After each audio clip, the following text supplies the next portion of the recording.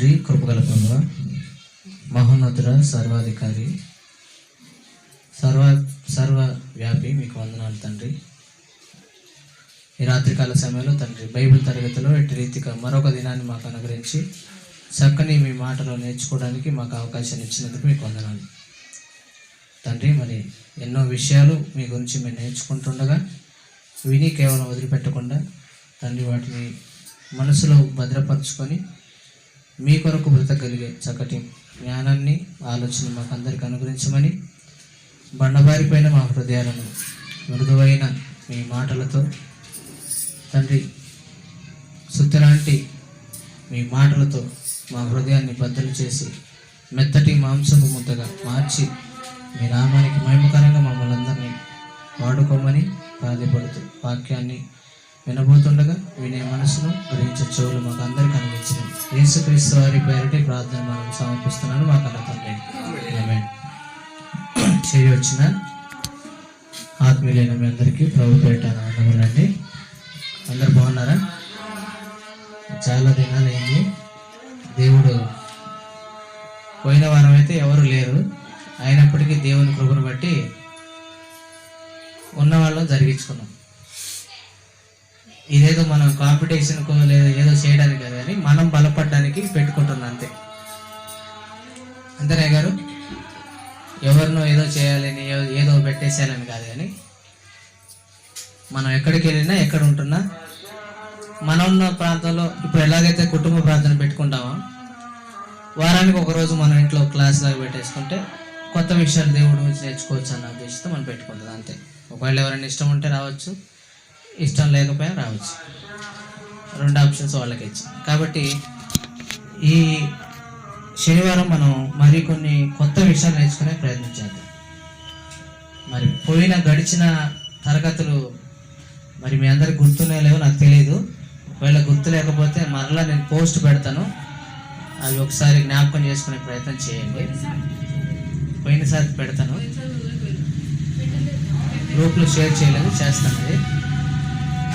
అది షేర్ చేస్తాను. తదుపరి వాటి తర్వాత ఇది ఇప్పుడు మనం స్టార్ట్ చేసుకునేది కొత్త లెసన్స్. ఇంకా వాటిని పక్కకు పెట్టేద్దాం కొంతకాలం, తర్వాత మరలా వాటిని తెచ్చుకునే ప్రయత్నం చేద్దాం సందర్భానుసారంగా. కానీ ఇప్పుడు మనం నిత్య జీవితంలో మన బైబిల్ అలవాటు లేకపోతే ఏం చేయాలంటే ఖచ్చితంగా మనం అలవాటు చేసుకోవాలి. ఎందుకు అలవాటు చేసుకోవాలి, ఎందుకు బైబిల్ చదవాలి, ఎందుకు ప్రార్థన చేయాలని అంటే కొన్ని మనకు తెలియకుండానే మన మీదకి వచ్చినప్పుడు దేవుడు వాటిని, మనం దేవుని యందు భయభక్తులు కలిగి ఉండడం వల్ల దేవుడు వాటిని రాకుండా ఆపేస్తాడు. మనం అనుకుంటాం రోడ్డు మీదకి వెళ్తున్నాం, హ్యాపీగా ఇంటికి తిరిగి వస్తున్నాం అని అంటే మనం అనుకుంటున్నాం మనం ఏదో జాగ్రత్తగా వెళితే ఇంటికి వస్తున్నాం అనుకుంటున్నాం. కానీ దేవుడు ప్రొటెక్షన్ ఇవ్వకపోతే మనం ఇంట్లో ఉన్నా వేస్ట్ కాదు, కానీ మనం బయటికి వెళ్ళినా వేస్టే. ఎందుకంటే మళ్ళీ ఇంటికి రాం కాబట్టి. ఇంట్లో నుంచి బయటికి వెళ్తే పెద్దవాళ్ళు అప్పుడప్పుడు ఏమంటారు, జాగ్రత్త అనే పదం వాడతారు. ఎందుకు వాడతాం? ఏమవుతుందో తెలియదు, అవునా? కానీ మనం వెళ్ళి వస్తున్నామని అంటే దేవుని కృప. కొంతమంది అన్నం ఎక్కువ తినేస్తారు, కూర బాగుందని లేదా దొరికింది మళ్ళీ దొరికిద్దో లేదో అని ఏం చేస్తారు, బాగా తినేస్తారు. కడుపు నింపేసుకోగానే ఊపిరి ఆడదు, ఇంకా ఏమాడదు, ఊపిరి ఆడదు. అమ్మో అయ్యో అని అంటుంటారు. ఏమవుతుందని అనుకుంటే చచ్చిపోతానేమో అని భయం. ఎందుకు? ఎక్కువ తినేసారు కాబట్టి. కుక్క అయితే తిని కక్కుతుంది, మనం కక్కుతామా? కక్కలేం మనం. కుక్క మళ్ళీ కక్కింది తింటది, మళ్ళీ మనం తింటామా? మనం తినలేము. అంటే ఏది చేసినా మనం ఎవరికి కృతజ్ఞతలు చెల్లించాలని బైబిల్ చెప్తుందంటే దేవునికి ఏం చేయాలి? స్తుతులు చెల్లించాలని వాక్యం చెప్తుంది. అందుకే గతకాలం మనం ఎలా బ్రతికామో మనకు తెలియదు, కాలం అయిపోతుంది, కాలం చిన్నది. ఇంకో విషయం చెప్పాలా, కాలం చేతిలో మనం ఉన్నాం, మన చేతిలో కాలం లేదు. ఆఫీస్కి వెళ్ళే వాళ్ళకి బాగా తెలుసు, వాళ్ళు పడుకోగానే టక్కన లేవగానే టైం చూసుకుంటారు, ఏంటి ఇంత తొందరగా అయిపోయింది టైం అనుకుంటారు. అంటే టైం ఎవరి చేతిలో ఉంది? ఇప్పుడు మన చేతిలో లేదు, టైం చేతిలోనే మనం ఉన్నాం. మనం ఏం చేస్తాం, టైం అనుకున్నట్టు మనం పరిగెట్టాలి, కానీ టైం మనం చెప్పినట్టు వినదు. అది వింటదా? వినదు. అంటే కాలం అయిపోవస్తుంది. మన వయసు పెరిగే కొద్దీ కాలము మనలో మార్పులను తీసుకొస్తుంది. అందుకే ఇప్పుడున్న ఫేసు ఇంకో 10 ఏళ్ళ తర్వాత చూడండి ఇలా ఉండదు. ముఖం ఉంటుందా? ఉండదు. ఇప్పుడున్న వయసు ఇంకొంత కాలానికి ఇలా ఉండదు. ఇప్పుడున్న బలం రేపటికి ఉండదు. ఈరోజు అనుకుంటున్నా నాకు చాలా బలం ఉందని అనుకుంటాం, కానీ రేపటి 4 రోజులకి తర్వాత ఏమవుతుంది, ఈ బలం అంతా సత్వం అంతా ఏమైపోతుంది, అరిగిపోతుంది, తరిగిపోతుంది. అంటే కాలంతో మనం బంధాన్ని కలిగి ఉన్నాం. ఆ కాలానికి పైన ఉన్న శక్తే దేవుడు. ఆ కాలాన్ని కూడా, అందుకే బైబిల్లో చాలామంది ప్రార్థిస్తే వాళ్ళ ఆయుష్ను పెంచినట్టుగా కూడా మనం చూసాం బైబిల్లో కదా. బైబిల్లో ఏం చేశాడు దేవుడు? ఆయుష్ పెంచేశాడు. ఊరికనే పెంచాడు దేవుడు. ఆయన ఎందుకు భయభక్తులు కలిగి ఉంటే ఖచ్చితంగా పెంచుతాడు. మనకు రాబోయే ప్రమాదాలు, ఉదాహరణకి మొన్న నాకు చిన్న సమాచారం వచ్చింది. ఏమనంటే చెప్పి మనం ముందుకెళ్దాం. నేను అనుకుంటున్నాను ఏమనంటే, పోయిన వారం నందు మిస్సెస్ ప్రెగ్నెంట్ అయినప్పుడు డిశ్చార్జ్, అది క్షమించాలి, అక్కడికి ఎవరైతే డెలివరీ కోసం వెళ్ళాం. వెళ్ళిన తర్వాత డాక్టర్లు ఒక మాట చెప్పారన్న, చెప్పాడు మొన్న వెళ్తే. ఏం చెప్పారు తమ్ముడు అని అంటే, ఆ తల్లి లేదా బిడ్డ ఎవరో ఒకళ్ళే ఉంటారని కొద్దిగా మాట చెప్పారన్న. నాకు కొద్దిగా భయం వేసింది. అయినా పర్లేదు, దేవుడి దయల ఇద్దరు క్షేమంగానే ఉన్నారా. అంటే మీరు బాగా ఆలోచన చేయండి, మనం చూపించే కొంత భక్తి మనకెంత గొప్ప మేలు చేస్తుందో మనకు అర్థం కాదు. మనం అనుకుంటాం అదేదో జరిగిపోయింది అనుకుంటాం, కాదు. అది మనం దేవుని ఎడలో కలిగి ఉన్న ఆ కొద్ది భక్తే ఆ రోజు కార్యం చేసిందని నేను అనుకున్నా. ఎందుకంటే వాడు కూర్చున్నాడు, అదే టైంలో ఏమైంది, మంచిగా కూర్చోవడం, వినడం, వాక్యం నేర్చుకోవడం, దేవుని పట్ల ఉండడం. ఆడికి వెళ్ళిన తర్వాత ఏమైంది, ఇక్కడ కష్టం అన్నా కానీ దేవుడి మీద భారంతో ఏం చేసాం, ప్రార్థన చేసాం, మేము చేసాం, మీరు చేసాం, అందరు చేసాం. కాబట్టి దేవుడు ఏం చేశాడు, అది గొప్ప కార్యం చేశాడు. అది మనకు అర్థం కాకపోవచ్చు, కానీ నిజంగా మనసు పెడితే ఇది దేవుని కార్యం అని మనకు అర్థం కావాలి కూడా ఖచ్చితంగా. అవునా కదా? అందుకే మనం ఎందుకు ఎక్కువ శాతం దేవుణ్ణి నమ్ముకోండి అని అంటే, ఈ కాలం తరిగిపోయే కాలం. ఎప్పుడు ఉంటామో ఎప్పుడు చచ్చిపోతామో తెలియదు. తెలుసు మనకి, కళ్ళ ముందు యవ్వనస్తులు కూడా ఇట్టే చచ్చిపోతారు. అప్పుడు కరోనా టీకా వేసుకోకపోతే చచ్చిపోతారు అనుకున్నారు, ఇప్పుడు వేసుకుంటే చచ్చిపోతున్నారు. ఆలోచించండి. అంటే మరణం ఏ విధంగా రావచ్చు. అప్పుడు మరణం చిన్నపిల్లల్ని చంపేసింది కరోనా పేరుతో, పెద్దవాళ్ళని చంపేసింది, వృద్ధుల్ని చంపేసింది, యవనస్తుల్ని చంపేసింది. కానీ కరోనా టీకా కూడా అదే పని చేస్తుంది ఇప్పుడు. అలానే టీకా వేసుకున్నందుకే అయిందని నేను అనట్లేదు, కానీ ఏమో సైంటిస్టులు చెప్తున్నారు, డాక్టర్లు చెప్తున్నారు, టీకా వేసుకున్నందుకే ప్రాబ్లం అయిందని చెప్తున్నారు. అంటే మరణం అనేది ఎలా వస్తుందో మనకు తెలియదు. కాబట్టి ఈ జీవితం కొద్ది కాలం, కాబట్టి ఈ కొద్ది కాలంలో అప్పుడప్పుడు అంటుంటాం కదా, మనకంటే ఎవరైనా బాగా హై స్థాయిలో ఉన్న వాళ్ళతో, అయ్యా నీ బాంచన్ దొరా ఏమంటాడు, అప్పట్లో ఏమంటాడు, నీ కాలు ముక్త దొరదు, నీ బాంచన్ దొర అంటాం. ఎందుకంటాం, నీ చల్లని చూపు మా మీద ఉంటే మేము 4 రోజులు బతికేస్తాం అంటారు అప్పట్లో. ఇప్పుడు అలా లేకపోవచ్చు. ఎవరికి వాళ్ళు తెలివి వచ్చింది, ఎవరికి వాళ్ళు సంపాదించుకుంటున్నాం, ఎవరి కింద వాళ్ళు బతుకుతున్నాం, ఎవరి కాళ్ళ మీద వాళ్ళు బతికేస్తున్నాం. కానీ అప్పట్లో అలా ఉండేది కాదు.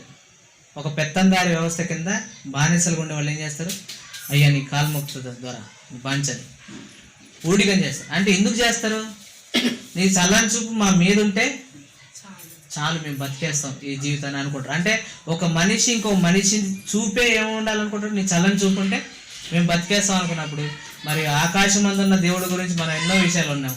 ఆయన చూడ్డా, ఆయన వినడా, ఆయన మా ప్రార్థన ఆలకించడా? ఖచ్చితంగా ఆయన ఆలకిస్తాడు. కాబట్టి ఈరోజు మనం ఒక కొత్త విషయాన్ని నేర్చుకునే ప్రయత్నం చేద్దాం. ముందుగా గడిచిన కాలం మనం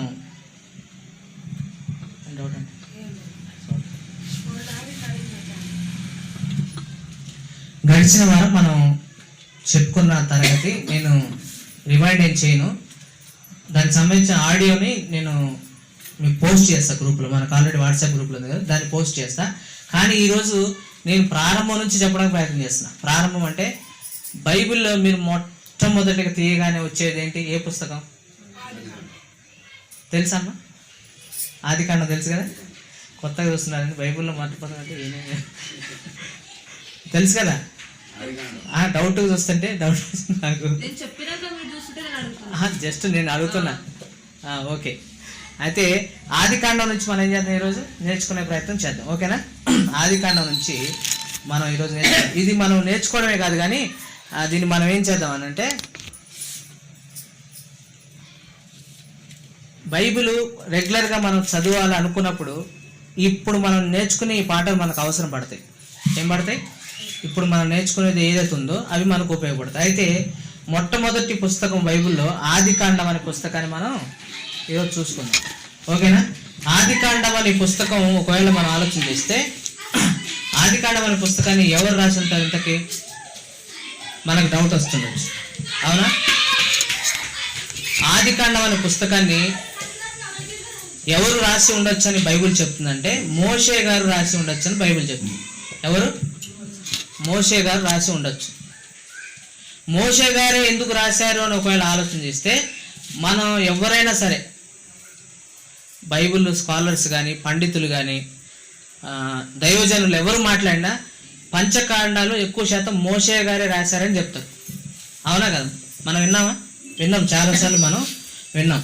అలానే ఒకసారి మనం ఆలోచన చేస్తే ఈ పంచకాండాలు అనే ప్రస్తావన రాగానే మనకి మోషే గారే రాసి ఉండొచ్చు అని చెప్పడానికి బయట ఏది చెప్తున్నారు, మరి లోపల బైబిల్లో ఏమన్నా ఆధారాలు ఏమైనా ఉన్నాయా? ఒకసారి మనం చూస్తే బైబిల్లో యేసుక్రీస్తు వారే స్వయంగా పంచకాండాలు మోషే గారు రాశారు అని చెబుతున్నట్టుగా ఒక వచనం మనకు కనబడుతుంది.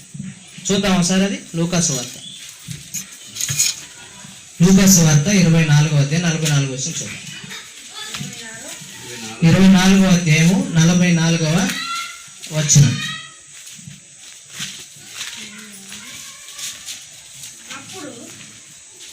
లూకాసు వార్త 24:44. చదవండి. అంతటా ఆయన మోషే ధర్మశాస్త్రములోను ప్రవక్తల గ్రంథములలోను కీర్తనలలోను నన్ను గూర్చి వ్రాయబడినవనియు నెరవేరినవనియు నేను మీ యొద్ద ఉండినప్పుడు మీతో చెప్పిన మాటలు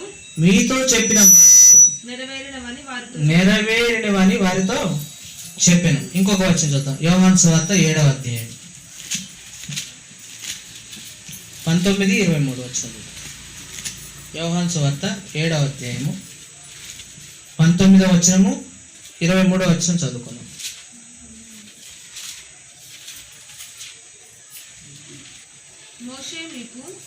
మోషే మీకు ధర్మశాస్త్రం ఇవ్వలేదా? అయినను మీలో ఎవడును ఆ ధర్మశాస్త్రమును గైకొనడు. మీరెందుకు నన్ను చంపజూచుచున్నారని వారితో చెప్పాను. తర్వాత 23వ వచనం చూద్దాం. మోషే ధర్మశాస్త్రము మీరకుండునట్లు ఒక మనుషుడు విశ్రాంతి దినమున సున్నతి పొందును కదా. ఇట్లుండగా నేను విశ్రాంతి దినమున ఒక మనిషిని పూర్ణ స్వస్థత గల వానిగా చేసినందుకు మీరు నా మీద ఆగ్రహపడుచున్నారేమి అంటున్నాడు. ఇక్కడ ఆయన చెప్పిన ప్రతిసారి కూడా మోషే మీకు చెప్పినట్టుగా అని అంటున్నాడు, ఒకసారి మోషే రాసినట్టుగా అంటున్నాడు, లేదా మోషే ఇచ్చినట్టుగా అని చెప్తున్నాడు. పదాలు మనం బాగా గమనించాలి. 19 వచనంలో ఏమంటున్నాడు? అదే అధ్యాయంలో 7:19లో యోహాను సువార్త, మోషే మీకు ధర్మశాస్త్రము ఇయ్యలేదా అంటున్నాడు. అంటే మోషే గారు ధర్మశాస్త్రాన్ని ఎవరికి ఇచ్చాడు? ఇశ్రాయేలీయులకు ఇచ్చినట్టుగా మనకు కనబడుతుంది, అవునా? కింద అదే 23వ వచనంలో ఏమంటున్నాడు? మోషే ధర్మశాస్త్రము మీరకుండునట్లు. అంటే మోషే ధర్మశాస్త్రం అంటున్నాడు. అంటే ఆ ధర్మశాస్త్రానికి మూలం ఎవరంటున్నాడు? మోషేనే అని చెప్తున్నాడు, అవునా?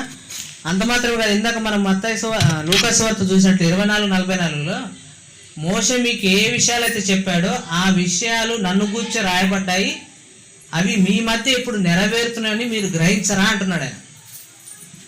అంటే ఇక్కడ మనం బాగా ఆలోచన చేస్తే బయట పండితులు చెప్పినా లేదా సేవకులు చెప్పినా మనం ఎక్కువ విన్నాం, కానీ బైబిల్లో దానికి సంబంధించిన ఆధారం ఏమైనా ఉందా? మోషే గారే రాశారు ఆదికాండాన్ని లేదా పంచకాండాలు రాశాడని చెప్పడానికి ఆధారం ఏమైనా ఉందా అంటే ఉంది.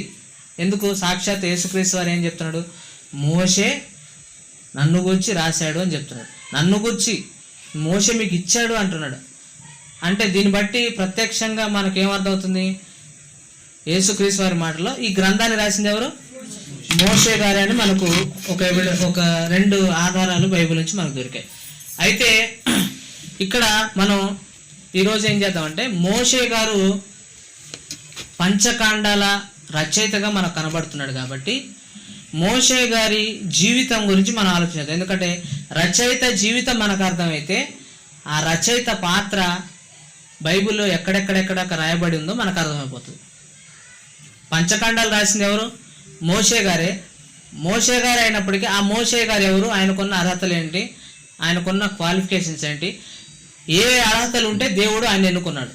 ఎందుకంటే మోషే గారిని ఊరికనే దేవుడు ఎన్నుకోలేదు. ఎందుకంటే ఆయన జీవితం చాలా గొప్పదైన జీవితం.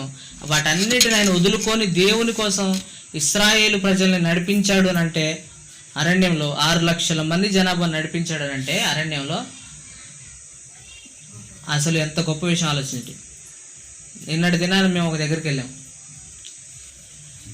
ఎల్బీ స్టేడియంకి వెళ్ళాం. నిన్నటి దినాన్ని సాయంత్రం ఆయన భజేందర్ సింగ్ అని ఒక స్వస్థత వరం కలిగిన దైవజనులు, ఆయన వచ్చిన తర్వాత అక్కడ ఆయన స్వస్థతలు చేస్తూ ఉన్నాడు. జనాలైతే ఇసుకేస్తే రాళ్ళంత జనం ఉన్నారు. ఫస్ట్ టైం నేను చోట వెళ్ళి షాక్ అయిపోయి, అక్కడ ఎల్బీ స్టేడియంలో చూస్తే ఆయన అక్కడ చూస్తే మొత్తం జనాలే ఉన్నారు. లైవ్లో చూస్తే ఎంతమంది చూస్తున్నారు? 50,000 మంది చూస్తున్నారు ఆయన లైవ్ని. ఎంతమంది? 50,000 మందిని లైవ్లో చూడగా బయట ఒక 50,000 మంది ఉంటారు. మళ్ళీ గట్టిగా చూస్తే ఎంతమంది? 1,00,000 మంది ఉన్నారు అక్కడ. ఆ 1,00,000 మందికి కళ్ళు జిగేయమన్న, ఏంటి బాబు ఎంతమంది అని. మరి 1,00,000కి డబల్ ట్రిపుల్ అట్లా వేసుకుంటే 6 వరకు వేసుకుంటూ పోతే 6 లక్షల మంది నడిపించాడట,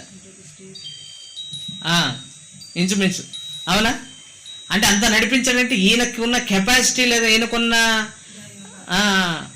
క్రెడిటబిలిటీ ఎంత గొప్పదో మనం ఆలోచించాలి. అంటే ఊరికనే ఒక వ్యక్తి నడిపించాలంటే ఎన్నో వస్తాయి, మధ్య మధ్యలో అవంతరాలు వస్తాయి, కోపాలు వస్తాయి. ఇంట్లో ఒక ఫ్యామిలీని నడిపించాలంటే మనకి ఫ్రస్ట్రేషన్ ఎక్కువ వస్తూ ఉంటుంది అప్పుడప్పుడు, వినకపోతే. 2-3 వినకపోతే మన కోపం వస్తుంది. 6 లక్షల మందిలో ఒకడు వింటాడు, ఒకడు వినడు, ఒకడు కొనుక్కుంటాడు, ఒకడు సనుక్కుంటాడు. అందులో కూడా ఒకడు పన్నాగాలేసి ఎలా చంపాలని చూస్తాడు. అసలు మోషేని లేకుండా చేసి అయిపోద్దని అనుకునేవాడు ఒక రకం. మోషే కావాలి మంచోడని ఆయన కాపాడే ఒక బ్యాచ్, మోషే మీద 24 గంటలు చాడీలు చెప్పే ఒక బ్యాచ్. ఇంతమంది మధ్య ఆయన నడిపించుకొని రావాలంటే ఆయన ఎంత గొప్ప సామర్థ్యం కలిగిన దైవజనుడు మనం ఆలోచించాం. కాబట్టి ఆయన బ్యాక్గ్రౌండ్ గురించి చిన్నగా మనం ఈరోజు చూసుకునే ప్రయత్నం చేద్దాం. ఓకేనా? ముందుగా మనం, మీరు తర్వాత రాసుకోండి పాయింట్స్, మనం జస్ట్ క్లాస్ కాబట్టి నేను చెప్తాను, తర్వాత రాసుకోండి.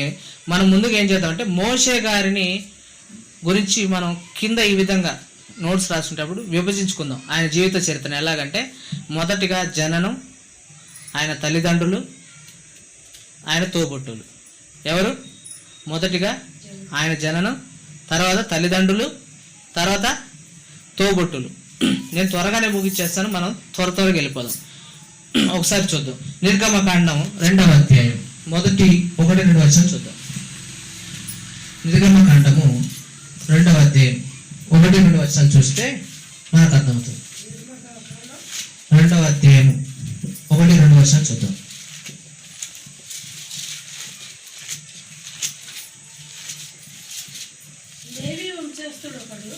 లేవి వంశస్థుడు ఒకడు వెళ్ళి లేవి కుమార్తెను వివాహము చేసుకొనెను.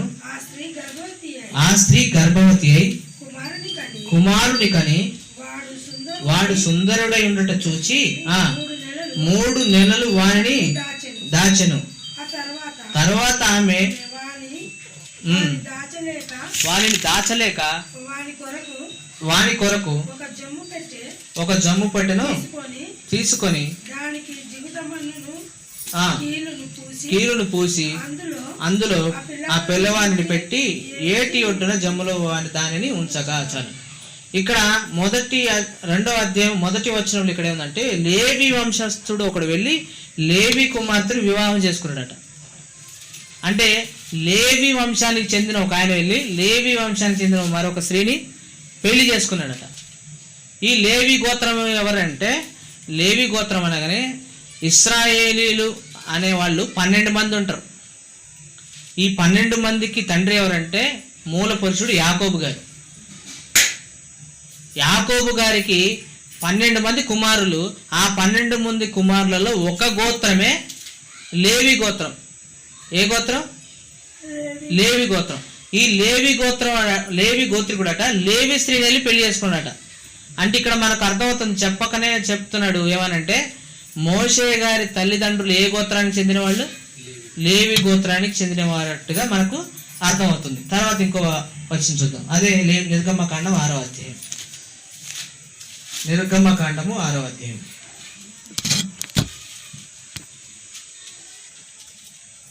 నిర్గమకాండము 6వ అధ్యాయము 20వ వచనం.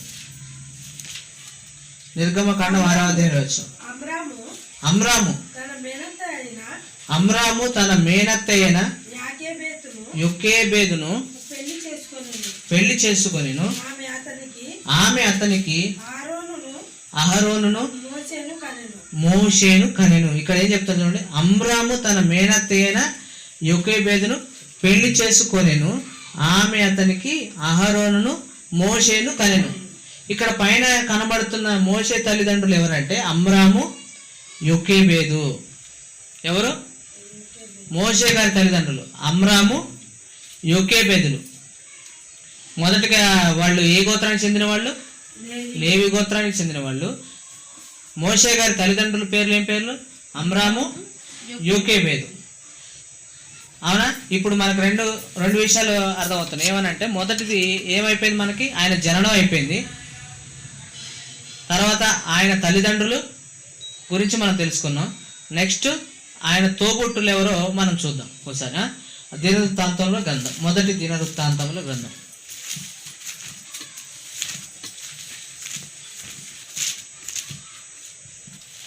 మొదటి దినవృత్తాంతముల గ్రంథం 6వ అధ్యాయం 1, 2, 3 వచనాలు చూద్దాం.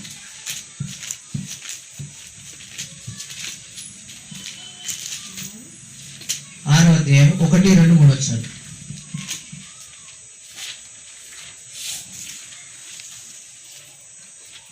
దినవృత్తాంతం మొదటి గ్రంథం, పేజీ నంబరు 338.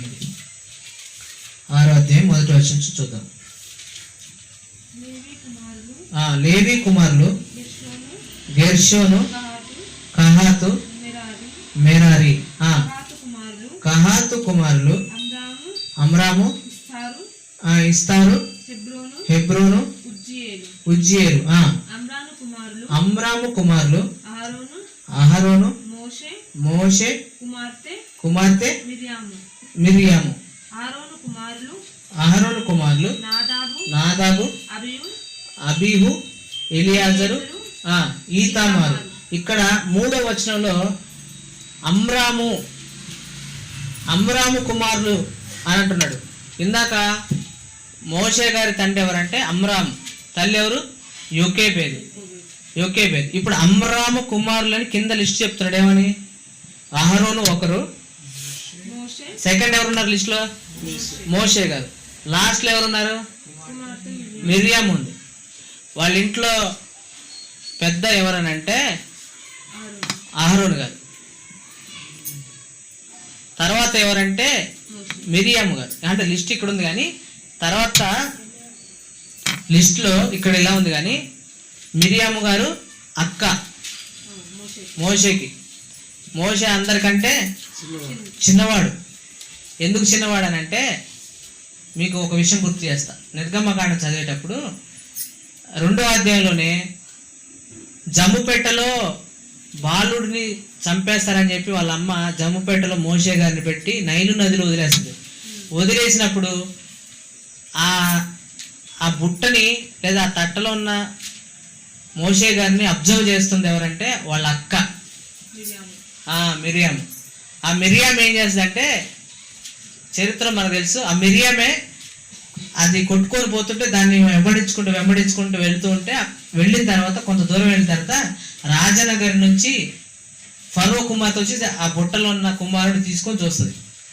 వెంటనే వెళ్ళిపోయి అంటది, ఇతన్ని పెంచడానికి నేను ఒక వ్యక్తిని, ఒక ఆవిడ తీసుకొని రావాలా అని అంటది.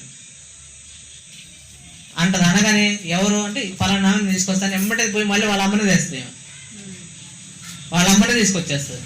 అంటే అహరోను గారు పెద్దవాడు, రెండో పెద్ద పోస్టులో ఉన్నది ఎవరు? మిరియాము గారు. చివరి వాడు ఎవరు?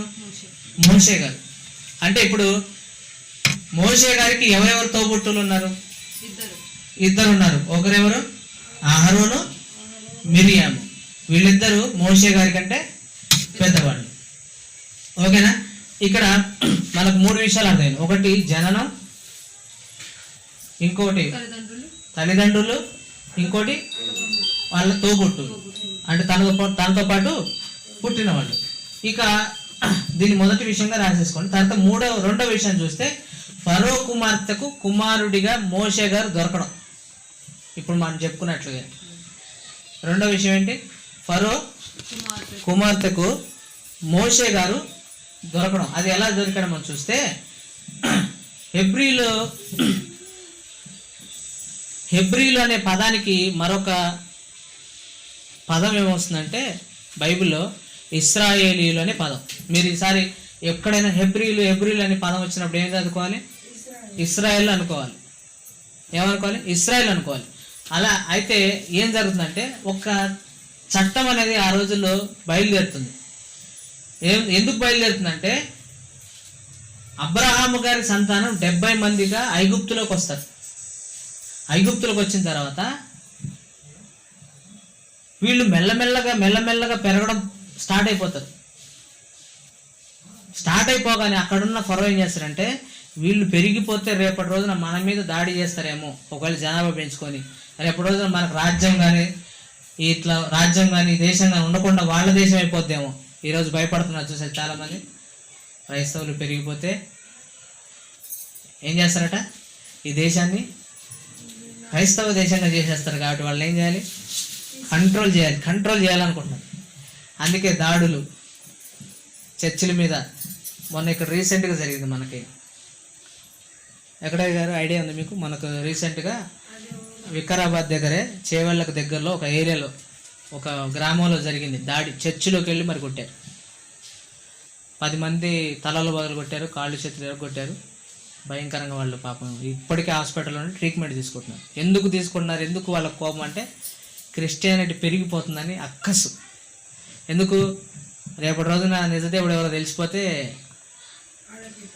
మాకు మీ ఇన్ని రోజులు వేసిన డూప్లికేట్ అనే ఒకవేళ అనుకుంటారేమో అని భయంతో కొంతమంది, అందరూ కాదు, కొంతమంది ఏం చేశారంటే దాడి చేసి కొట్టారు. ఎవరిని? ఈ రోజున మనల్ని. అలాగే ఆనాటి వాళ్ళు కూడా ఇశ్రాయేలు పెరిగిపోతే మనల మీద రేపు దాడి చేసి రాజ్యాన్ని మనకు కాకుండా చేసి వాళ్ళే ఏలుతారేమో, ఏ జనాభా పెరగొద్దంటే ఏం చేయాలి? పురుషుడు అనేవాడే ఉండకూడదు. ఏం చేయాలి? పురుషుడు ఉంటేనే కదా. స్త్రీలు ఉంటే మనం చూసేసుకోవచ్చు, మన చేతి కింద పెట్టుకోవచ్చు.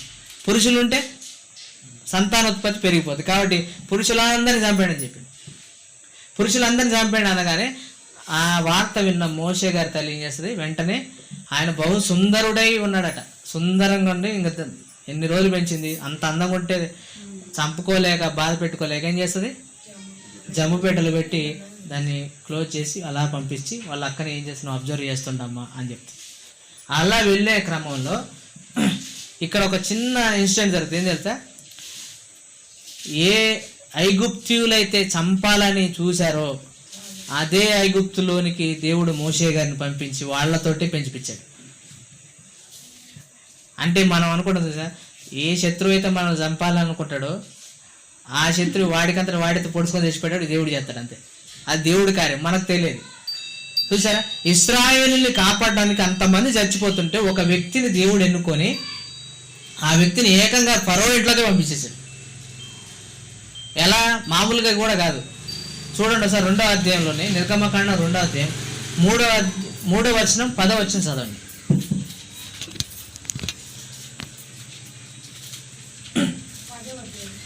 2వ అధ్యాయం 3వ వచనం ఒకసారి 10వ వచనం చూద్దాం. తర్వాత ఆమె వానిని దాచలేక వాని కొరకు ఒక జమ్ము పెట్టె తీసుకొని ఆ జిగటమన్నును కీలును పూసి అందులో ఆ పిల్లవాడిని పెట్టి ఆ ఏటి ఒడ్డున దానిని జమ్ములో ఉంచగా వానికేమి సంభవించును అని తెలుసుకున్నటకు చూసారా, వాని అక్క అన్నాడు. అంటే అంతకుముందు మోషే గారి కంటే పెద్ద ఆవిడ ఒక ఆమె ఉంది అక్కడ, తనకు అక్క. అవునా? అంటే అసలు ఏం జరుగుతుందని చూస్తుందంట ఆమె.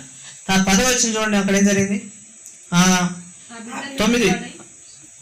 8వ వచనం చూద్దాం. 8వ వచనం. అందుకు ఫరో కుమార్తె వెళ్ళుమని చెప్పగా ఆ చిన్నది వెళ్ళి ఆ బిడ్డ తల్లిని పిలుచుకొని వచ్చింది. ఇక్కడ తెలివి ఏంటంటే, ఫరో కుమార్తె దగ్గరికి వెళ్ళి పెట్ట దొరకగానే ఆమె అన్నది ఇతన్ని పెంచడానికి ఒక తల్లింది అని. ఎందుకంటే ఫరో కుమార్తెకి పెళ్లి కాలేదు అప్పటికి, ఆమె పాలిచ్చి పెంచడానికి. కాబట్టి హెబ్రీలలోంచి ఒక బానిస, ఎందుకు హెబ్రీలు తెమ్మందంటే అతడు బానిస కుమారుడు అని వాళ్ళకి తెలుసు. ఎందుకంటే అప్పుడు ఈ యొక్క ఇజ్రాయేలుని బానిసలుగా చూసేవాళ్ళు. ఏ తల్లి ఇట్లా పంపించింది, కానీ వీడు సుందరంగా ఉన్నాడు, అందంగా ఉన్నాడు కాబట్టి పెంచేసుకోవాలనుకున్నది ఈమె. కాబట్టి వెంటనే ఏమంటది అంటే, వాళ్ళ అక్క వచ్చి సులువుగా తెలివిగా, అయితే నేను ఒక హెబ్రీ స్త్రీని పట్టుకొని రానా పెంచడానికి అంటది తెలివిగా. సరే పెంచుకురాని నేను పోయి వాళ్ళ అమ్మనే పట్టుకొస్తుంది. చూసారు ఎంత తెలివి అంటే. మిరియమ్మ గారికి కూడా చాలా తెలివి ఎక్కువ అని అర్థమవుతుంది మనకి ఇక్కడ. వాళ్ళ అమ్మనే పట్టుకొస్తుంది. 9వ వచనంలో ఫరో కుమార్తె ఏమంటారు చూడండి. ఫరో కుమార్తె ఆమెతో ఈ బిడ్డను తీసుకొని పోయి నా కొరకు వాడిని పాలిచ్చి పెంచుము, నేను నీకు జీతం ఇచ్చేదనని చెప్పగా ఆ స్త్రీ ఆ బిడ్డను తీసుకొని పోయి పాలిచ్చి పెంచెను. ఆ బిడ్డ పెద్దవాడై తర్వాత ఆమె ఫరో కుమార్తె ఎందుకు అతన్ని తీసుకొని వచ్చెను. అతడు ఆమెకు కుమారుడు ఆయను. ఎవరికి కుమారుడు అయినంట? ఫరో కుమార్తెకు కుమారుడు అయ్యారంట. ఎవరు? మోషే గారు. అంటే ఏ బానిసలైతే చంపాలి అని అనుకున్నారో అదే బానిసను దేవుడు ఆ గృహానికి పంపించి, లేదా ఆ రాజ్యానికి పంపించి ఏం చేశాడు? ఫరో కుమార్తెకి కుమారుడిగా చేసేసాడట. 2వ పాయింట్ ఇది మనకి. ఏంటిది? ఫరో కుమార్తెకు కుమారుడిగా మోషే గారు వెళ్ళడం. ఇది 2వ పాయింట్. ఇక చివరిగా మనం సమయం అయిపోతుంది కాబట్టి ఇంకొక విషయం చూసుకొని మనం ముగించుకుందాం. మిగతాయి వచ్చే వారం మాట్లాడుకునే ప్రయత్నం చేద్దాం. ఇక తర్వాత మోషే గారి పేరుకు అర్థం అక్కడ చెప్పబడింది. అదే కిందనే మనం చదివిన దాంట్లోనే కంటిన్యూ చదివితే 11వ వచనానికి పైన 10వ వచనానికి మధ్యలో ఆమె నీటిలో నుండి ఇతనిని తీసితనని చెప్పి అతనికి మోషే అని పేరు పెట్టిన. మోషే అంటే అర్థం ఏంటంటే నీటిలో నుండి తీయబడిన వాడు అని అర్థం. ఏమర్థం? నీటిలో నుండి తీసింది కాబట్టి మోషే. Hebrew language. అవునా? మోషే అంటే ఏం అర్థం? ఆమెను నీటిలోంచి తీసాడు కాబట్టి ఏమై ఉన్నాడు ఆయన? నీటిలో నుంచి తీయబడిన వాడు లేదా నీటిలోంచి లాగబడిన వాడని అర్థం మోషే అనే పేరుకి. అర్థమవుతుందా? ఇప్పుడు మనం ఏమేమి విషయాలు నేర్చుకున్నాం? ఒకటి, ఆయన జననం. ఎవరికి పుట్టాడు? లేవి వంశానికి చెందిన 2 వ్యక్తులకి ఆయన పుట్టాడు. వాళ్ళది లేవి గోత్రం. అవునా? నెక్స్ట్, ఆయన తల్లిదండ్రుల పేరు ఏం పేరు?